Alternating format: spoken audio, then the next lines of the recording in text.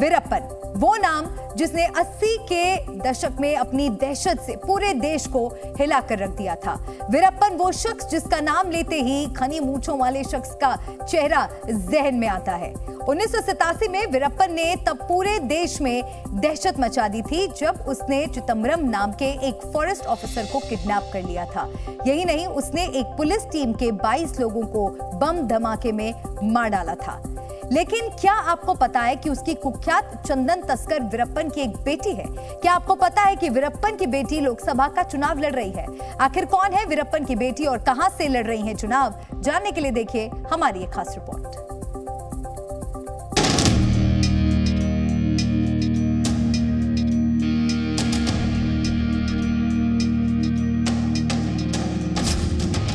चुनावी मैदान में कुख्यात चंदन तस्कर वीरप्पन की बेटी।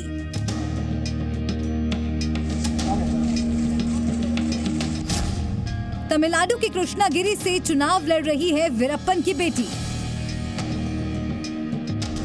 18 वर्ष की उम्र में अवैध रूप से शिकार करने वाले गिरोह का सदस्य बना वीरप्पन। चंदन और हाथीदांत का सबसे बड़ा तस्कर वीरप्पन। कन्नड़ फिल्मों के हीरो राजकुमार को और एक फॉरेस्ट ऑफिसर को किडनैप करने वाला वीरप्पन। पुलिस प्रशासन के लिए सालों तक चुनौती रहा Veerappan.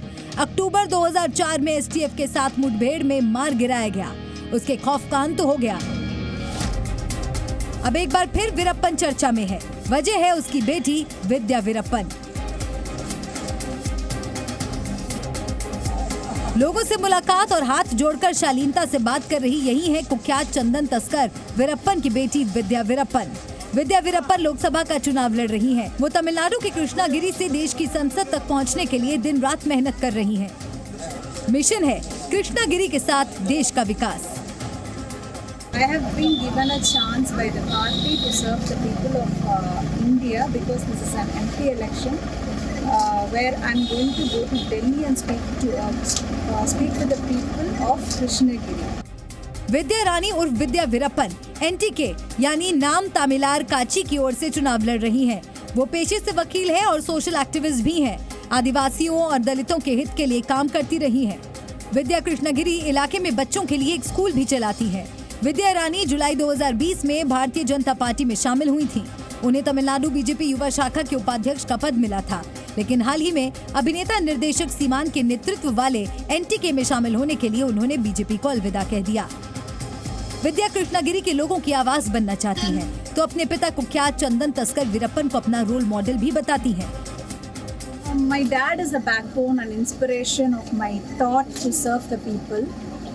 My thinking about the public, my understanding about the public, and my firmness and the will to stand for the growth of the society is from my dad. I have taken it from my dad.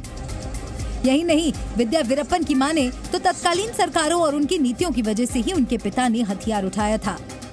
He was misguided to the situation because of the government that has been prevailing in that time, where they failed to give all the basic needs needed to the citizens of their country. अब सवाल यह है कि क्या विद्या वीरप्पन बतौर सांसद जनता का प्रतिनिधित्व कर पाएंगी?